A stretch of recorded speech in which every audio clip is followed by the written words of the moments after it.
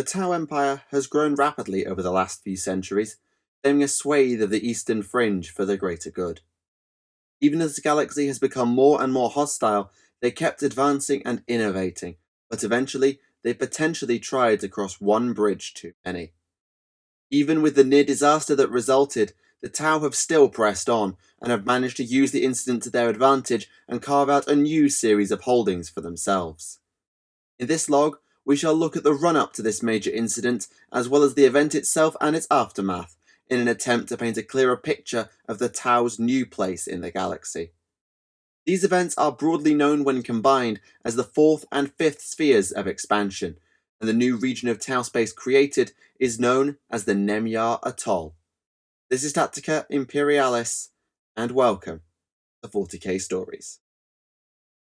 Since a lot happened even in the run-up to the appearance of the Cicatrix Maledictum, before we dive into the events of the fourth and fifth spheres, I think it's prudent to catch everybody up on the end of the third sphere, just so as you're all singing from the same hymn sheet or whatever it is you Imperials say.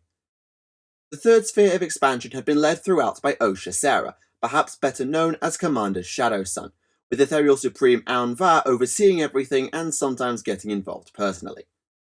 One of the first and largest battles of the third sphere took place on the hive world of Agralan, in which the Tau defeated the Imperial defenders and established the Sept of Mugalath Bay. However, the Imperium would not take that defeat lying down, and though they could not commit immediately to the retaking of their former territory, they did make ready to do so. The moment came following the Prefectia campaign, another victory for Shadowsun and the Tau that saw the set of Vast Halos established and the chapter master of the Raven Guard slain. The Tau saw the win as a huge deal, but the Imperium barely cared, instead diverting resources to the retaking of Mugalath Bay. With both Aunvar and Shadowsun on world having returned from Vast Halos for resupply, this was a major opportunity for Imperial retribution, and they committed themselves accordingly. Space Marines, primarily consisting of the vengeful Raven Guard and the new chapter master Kavan Shrike, along with the White Scars and a master of the Hunt Corsaro Khan, were just the tip of the iceberg, with knightly houses and huge numbers of Astra Militarum forces joining the offensive. Despite being caught somewhat unawares, the Tau were still able to make a very solid defense, both in orbit and on the ground. They couldn't stop the Imperials making planetfall and progress, but the Tau way of war doesn't care so much for territory as it does for the lives of soldiers. However, this principle can only be applied so far, and in truth, the Imperium was likely in a position to return Mugalath Bay to their hands once more. But there was an unexpected twist still to come. Unbeknownst to all, the Farsight enclaves had arrived despite their somewhat self-imposed exile, and made planetfall themselves to aid the forces of the Empire. Oshova had heard tell of the victory on Vast Halos, probably thanks to the power of the Empire's propaganda machine, and had gathered his own forces in preparation, though how he knew to go to Agralan and get past both Imperial and Empire fleets to land is slightly beyond me.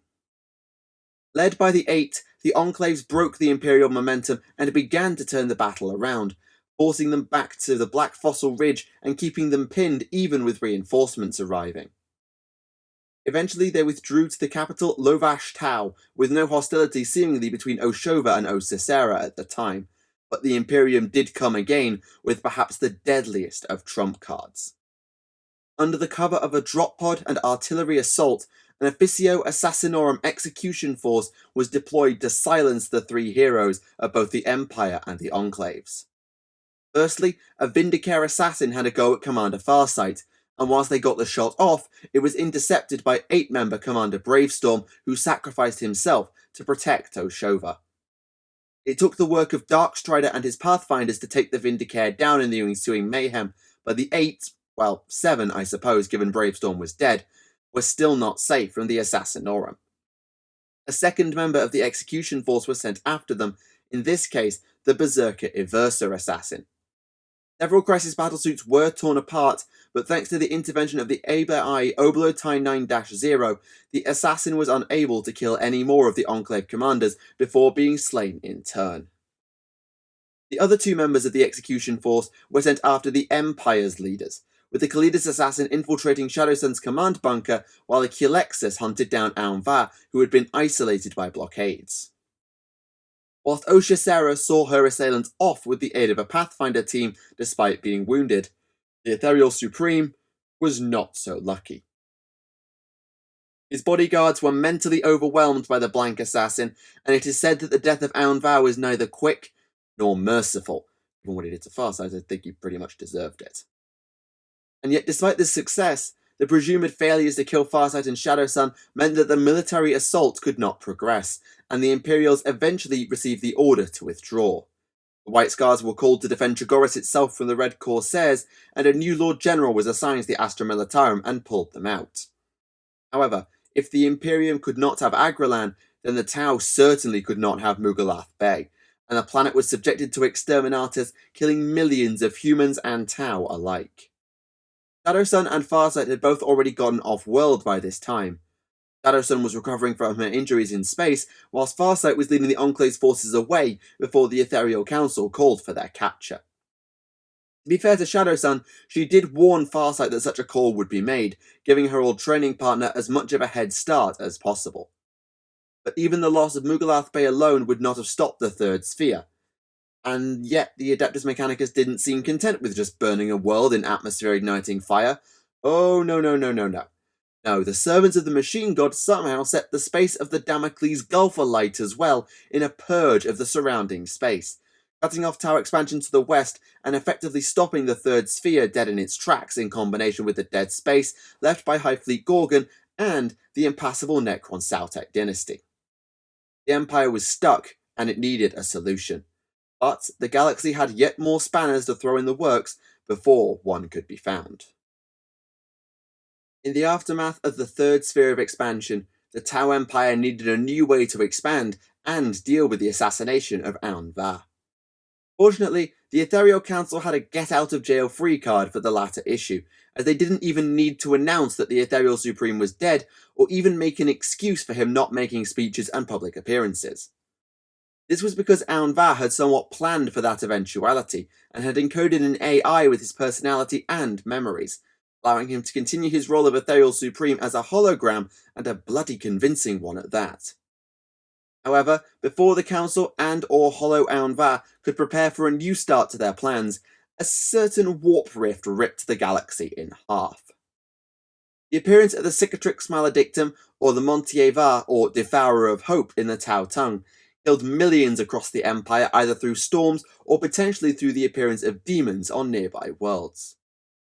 This blocked the north of the Empire as a theoretical expansion route, and it forced the Council's hand into trying something exceptionally dangerous.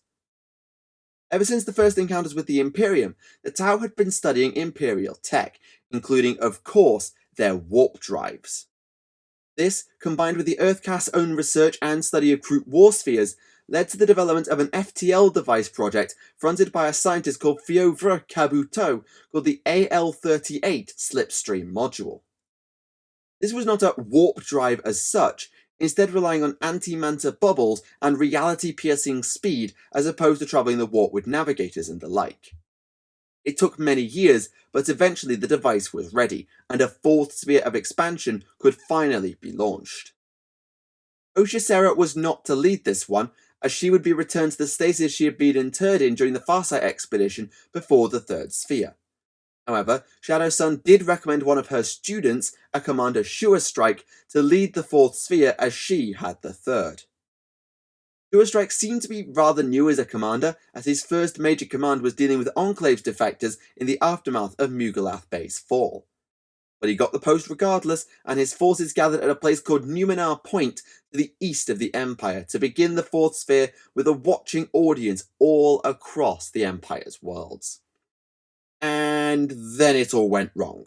Entirely because of the Ethereals. Seriously guys, just embrace the Enclave's way, get rid of them already, what are you doing? Despite the warnings of Fiovre Kabuto, the Council asked for the fleets to power up all of the AL-38s in one go to complete their jump. This backfired, to say the least, as there were simply too many reality disruptions in too small of a place, exactly as Kabuto had warned, and real space ripped apart. The fourth sphere was seemingly sucked into the warp live on broadcast for all of the Empire to see, and at the time it was believed that all hands were lost. Given they entered the warp without Gellerfields or the equivalent, the Fourth Sphere fleet was unsurprisingly savaged by demonic forces, with 3/4 of them lost in the chaos that ensued. But they survived, not through technology, but instead through something that as yet we don't entirely understand. Accounts state that a many-armed entity either pushed or guided the Tau out of the warp, though whether this is a chaos god of the greater good or something else entirely remains unconfirmed for this moment. Either way, the Fourth Sphere were back in real space, and in their wake came something perhaps even more surprising. The rift they had created at Numenor Point was perhaps something more than a hole to the warp, as behind the surviving fleet, a wormhole formed, reconnecting them to the Empire.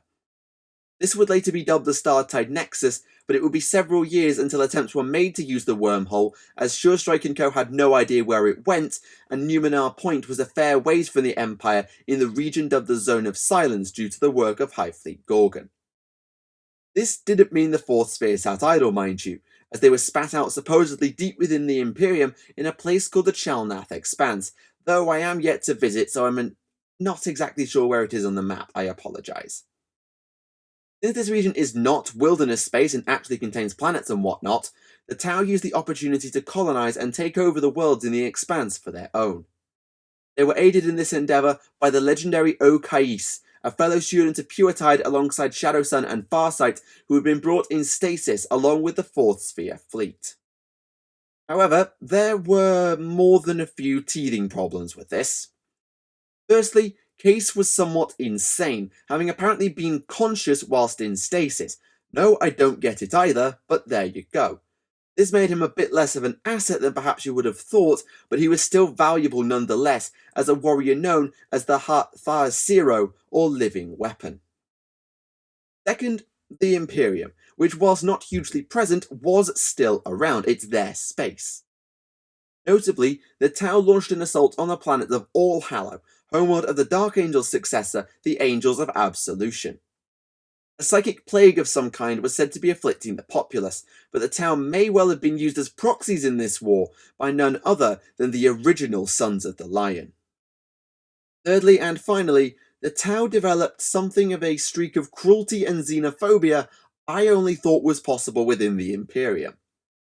It appears as though the members of the Fourth Sphere held their auxiliaries, particularly the somewhat psychic ones like humans, responsible for the disaster that occurred or the entity that saved them. Given the being was an embodiment of the greater good as far as they could tell, and Tau likely don't have the psychic potential to form it, I can see the logic somewhat in that, but then it saved them, so what gives? Rather than thank the Gavesa or the Kroot or whoever else for the being that saved them, the Fourth Sphere survivors have become hostile and callous with their auxiliaries. There are rumours of mass expulsions or executions, and by the time contact was re-established with the main empire, it appears as though there were no auxiliaries left in the Fourth Sphere. Some even believed that the only good course of action, even if logistically impossible, would be to wipe humanity out, though this seems to have been as much a response to the plague on All Hallow as it is to anything else. Despite all of the problems, Surestrike's forces were able to fortify their end of the wormhole that they had created and begin colonization efforts, but it would not be until they were back with the Empire that true progress would actually be made.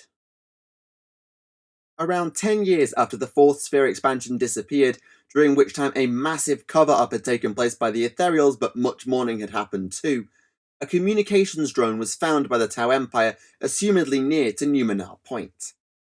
Exactly when it had been sent by Surestrike is unknown, as Numenor Point isn't near to the Empire as previously mentioned, and we have no idea as to the timescales of wormhole travel.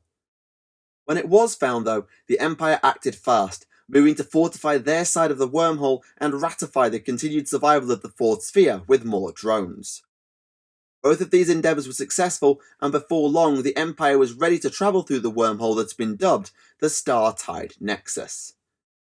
Such was the significance of this, the Fifth Sphere expansion, that Commander Shadowsun was reawoken from her stasis to travel through the Nexus and lead the expedition.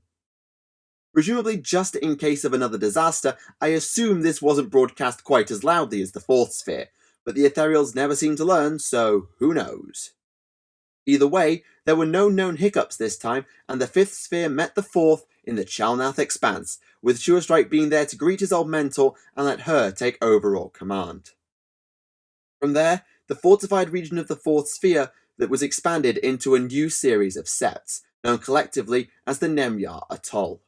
These septs, of which there are currently 3 known as Kortal, Yovai, and Fesan, are still entirely answerable to the Ethereals back home, rather than serving as a separate empire within the empire or entirely autonomously.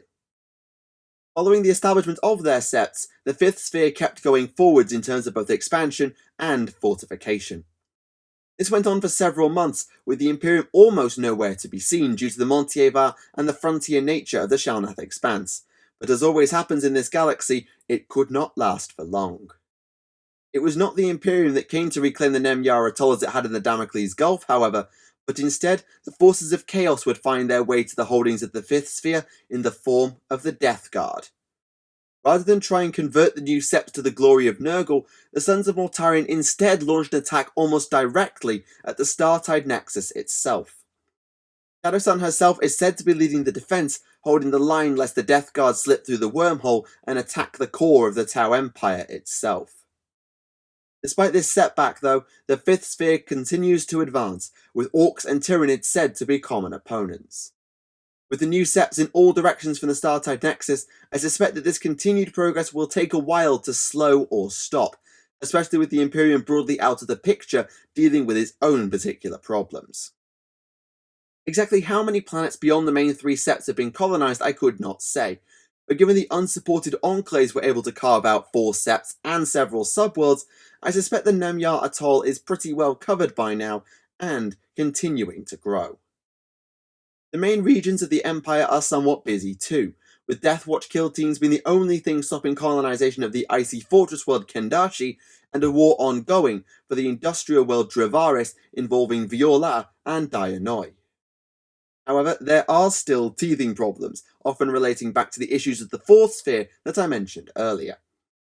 That xenophobic streak has certainly not abated amongst those survivors, and the purges they would undertake on newly conquered worlds became so disturbing as to see the commanders censured and punished by the Ethereals. Eventually, even auxiliaries were pulled away from any contingent of fourth sphere Tau, with the final event that led to this being an uprising on the colony world of Kaisan by the Kroot. The ethereal dominance over the Empire may also be waning just the tiniest amount, as evidenced with the incident at Junica sometime after Mugalath Bay was burned, but otherwise undated. As a war against the forces of chaos continued to go poorly, Chasso Rin met with Holo Anvar to talk about the problems, though remember no one knows he's a hologram. It's that convincing. This meeting would be rather rudely interrupted by a tank shell blowing up the meeting place, killing all of Anvar's attendants, but of course not the Ethereal Supreme because he's a hologram. And when the dust settled and Anvar ordered Orin to the front, the commander found she had no wish to, and declined. This was the second time in history that an Ethereal's order has been denied by another Tau, the first of course being Farsight after his expedition's Ethereals were killed on Arthas Moloch. And just like Oshova, Orin could not remain part of the Empire after her defiance, defecting to the Enclaves along with many of her closest warriors, so go us, I suppose. Even Surestrike had reservations about the works of the Ethereals, notably the treatment of those surrounding Okais, meaning that there may be more cracks under the surface that have yet to come to light. Admittedly, the aforementioned punishments meted out on Fourth Sphere commanders might have extended to Surestrike, though he may well be dead now. Such is the nature of the ritual punishment, known simply as the Malkla.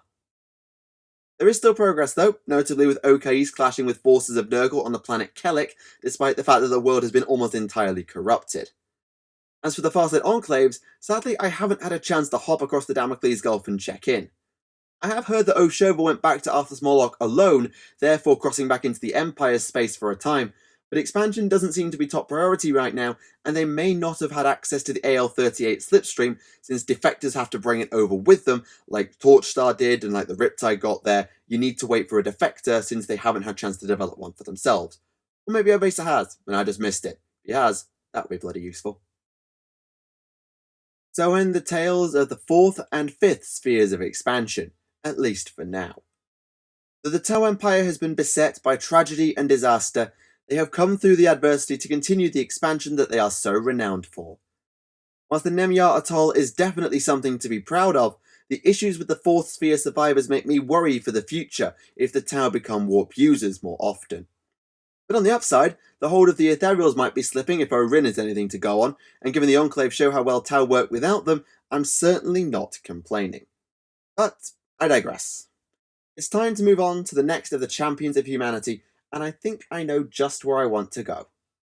Just like the Ethereals after the disappearance of the 4th sphere, our next champion is renowned for keeping secrets even from those he is supposed to lead.